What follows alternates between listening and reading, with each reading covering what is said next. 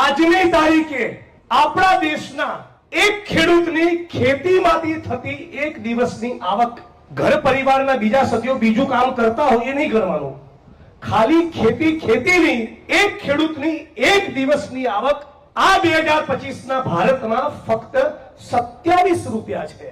કેટલા?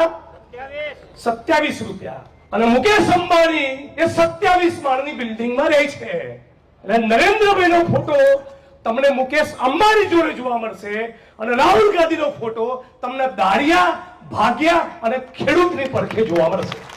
આખા ખેડૂત પરિવારની આવક, ખેડૂત એના પરિવારમાં દીકરા હોય, કોઈ ગલ્લો કરીને ભૂંગળાના બટાકા વેચતું હોય, કે પરિવારની કોઈ બેન કચરા પોતા કરવા જતી હોય, કોઈના ત્યાં ફેક્ટરીમાં દીકરો જતો હોય, એ ખેડૂત પરિવારની આવક એ 10,218 રૂપિયા છે. હવે 2,000 ની ડીશ ભારતીય જનતા પાર્ટીના ચોરો ખાઈ જાય છે કાર્યક્રમોમાં સરકારી.